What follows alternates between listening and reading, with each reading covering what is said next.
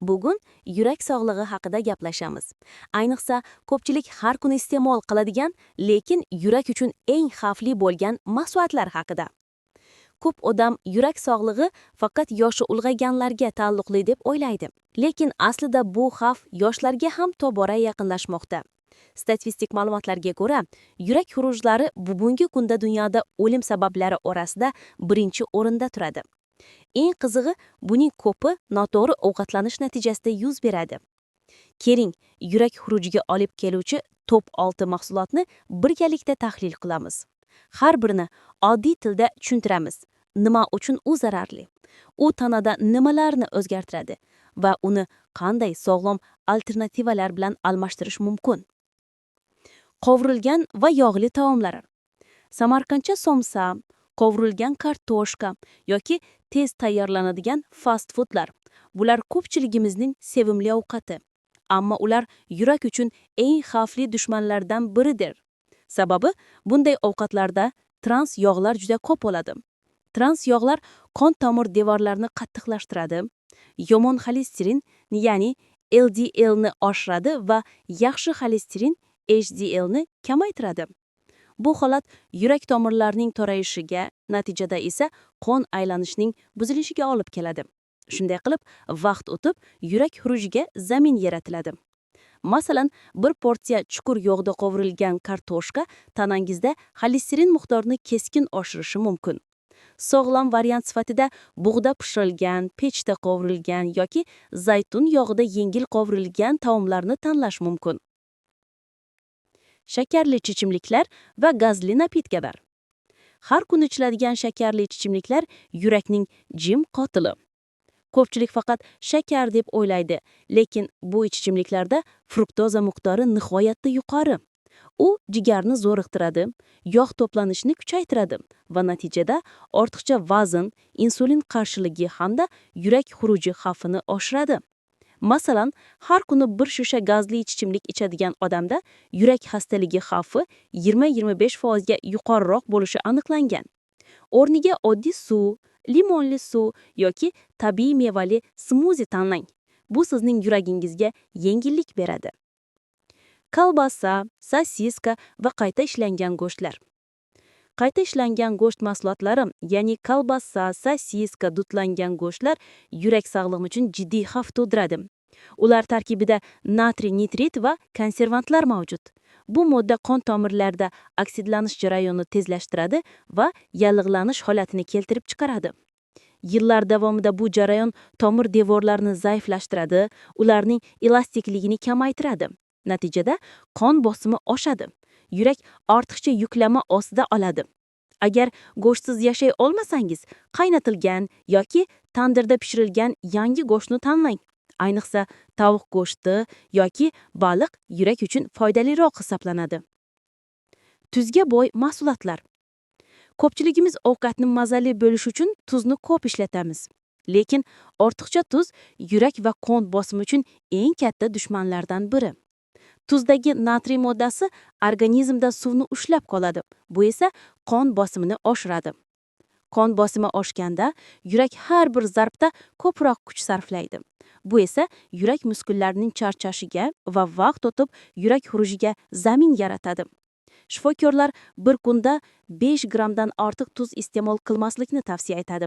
Agar siz tayyor mahsulotlar, ya'ni konservalar, chipslar, souslar yoki kolbasa iste'mol qilsangiz, tuz miqdori sezilmas darajada ortib ketadi. Shuning uchun imkon qadar yangi, tabiiy mahsulotlardan tayyorlangan taomlarni tanlang. Shirinliklar va oq unli mahsulotlar. Kundalik hayotimizda non, pechenye, pirog yoki tortsiz deyarli dasturxon bo'lmaydi. Ammo ularda oddiy uglevodlar ko'p. Ular tez so'riladi, qon shakarni tez oshiradi. Bu esa insulinga bog'liq stress holatini yuzaga keltiradi. Natijada tanada yallig'lanish jarayoni kuchayadi, yog' to'planadi va yurak tomirlari tiqilib qolish xavfi ortadi. Bundan tashqari, ortiqcha shirinliklar yurakning asosiy yoqilg'isi bo'lgan energiyani noto'g'ri yo'nalishga yo'naltiradi. Shakar o'rniga meva, asal yoki butun donli mahsulotlarni tanlash yurakni himoya qiladi. Shuningdek, qora non va suli bo'tqasi yurak uchun foydali tolalarga boy. Energetik ichimliklar va kuchli kofeinli mahsulotlar. Ba'zilar uchun kunni energetik ichimlik bilan boshlash odat bo'lib qolgan. Lekin bu ichimliklar yurakka ikki tomonlama zarba beradi. Yuqori kofein va shakar birgalikda qon bosimini oshiradi, yurak urishini tezlashtiradi va aritmiya xavfini kuchaytiradi. Kofein yurak ritmini buzadi, shakar esa tomir devorlarini zaiflashtiradi. Ayniqsa, yoshlar orasida yurak xurujlarining erta paydo bo'lishida energetik ichimliklar asosiy omillar sifatida tilga olinmoqda. Agar sizga energiya kerak bo'lsa, yaxshi uyqu, suv ichish, jismoniy faollik va tabiiy mevalar bunga ancha samarali va xavfsiz yo'l bo'ladi. Yakuniy xulosa. Yurak bu tanamizdagi eng mehnatkash a'zo. U har kuni, har daqiqada to'xtovsiz ishlaydi. Ammo biz ba'zida unga nisbatan beparvo bo'lib, zararli ovqatlar bilan qiynaymiz. Bugun sanab o'tilgan 6 mahsulot, ya'ni qovurilgan yog'li taomlar, shakarli ichimliklar, qayta ishlangan go'shtlar, tuzli ovqatlar, shirinliklar va energetik ichimliklar yurak xurujining asosiy aybdorlari. Yurak sog'lig'ini asrash uchun o'zingizga bir savol bering. Men bugun yuragimga nima berdim? Har bir tanlov, har bir luqma sizning kelajagingizga ta'sir qiladi. Sog'lom ovqatlanish, jismoniy faollik va tinch uyqu yurakni mustahkamlaydi. Shaxsiy salomatlik holatingizga mos tavsiyalar uchun esa doimo shifokor bilan maslahatlashish eng to'g'ri yo'l bo'ladi. Endi keling, bu mahsulotlarning yurakdagi ta'sir mexanizmini biroz chuqurroq tushunamiz. Axir yurak faqat mushak emas. U butun tananing dvigateli. Har bir tomir, har bir hujayra yurakdan kelayotgan qon orqali oziqlanadi. Agar tomirlar torayib, yurak mushaklari charchasa, natijada butun organizm energiyasiz qoladi. Yurak xurujining qanday paydo bo'lishi?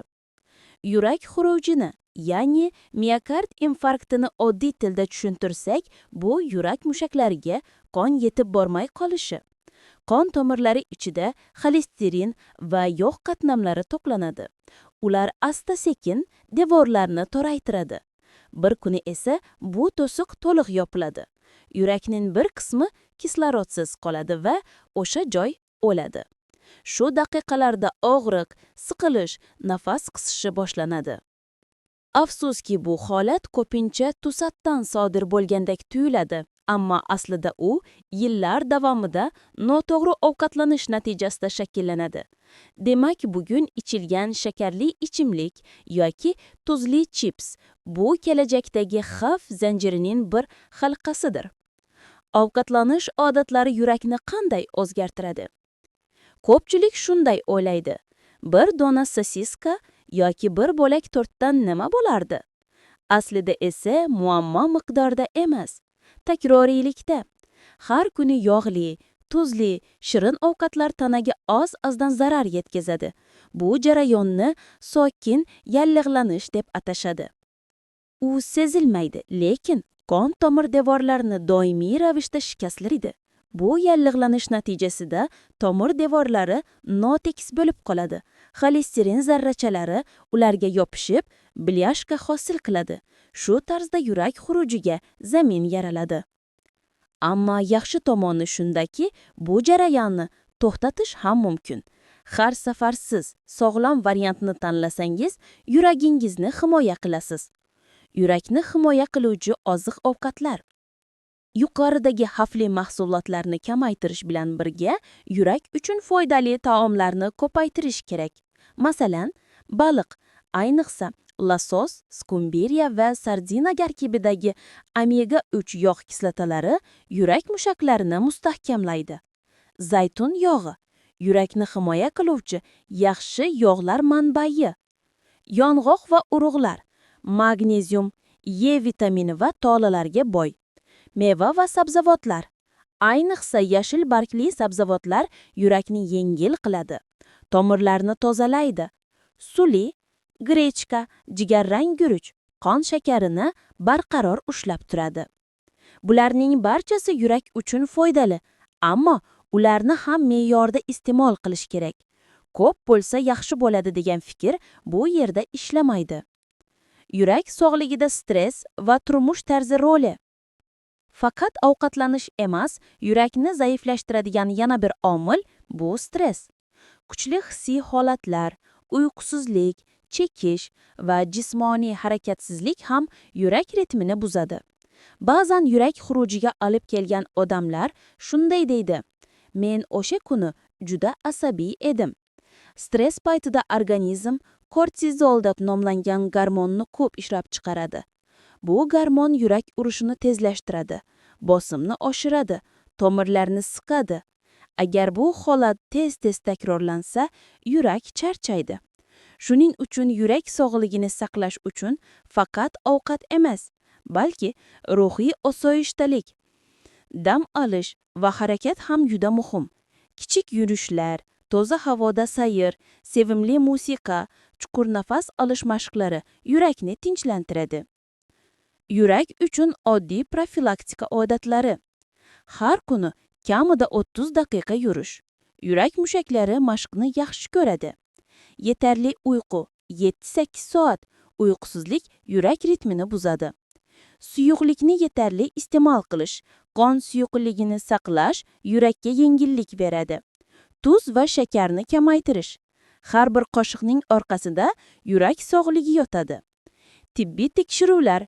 Yiliga manida bir marta qon bosimi, xolesterin va shakar darajasini tekshirib turing. Bu oddiy odatlar sizni yurak xurujidan himoya qilishi mumkin. Yurakni asrash bu o'zingizni asrash degani. Qisqa hikoya, hayotiy misol. Toshkentlik 45 yoshli Abdurahmon aka o'zini sog'lom deb bilardi. Har kuni ishda stress, kechqurun esa kolbasa bilan nonushta. Bir kuni ishdan qaytayotganda ko'kragida og'riq sezdi. Bu yurak xuruji edi. Shifokorlar unga birinchi sabab sifatida ovqatlanish odatini ko'rsatishdi. Bugun esa u sog'lom parhezga o'tib, o'zini yengil sezadi. Bu misol yurak sog'ligi haqida o'ylash uchun hech qachon kech emasligini eslatadi. Siz bugun boshlaysizmi? Har bir kichik qadam katta farq qiladi. Yakuniy so'z. Yurak xurujiga olib keluvchi mahsulotlar aslida biz har kuni iste'mol qiladigan, lekin kamdan-kam o'ylaydigan narsalardir. Ular o'zini ta'mli, tez tayyorlanadigan yoki qulay deb ko'rsatadi, lekin aslida yurak uchun sekin zahardir. Sog'lom hayot tarzini tanlash bu jazo emas, balki siyosiy qaror emas, sevgi harakati. O'zingizni, ailangizni, yuragingizni sevganingiz uchun to'g'ri ovqatlaning. Yuragingiz sizga javoban tinch urish bilan, kuchli energiya va uzun umr bilan rahmat aytadi.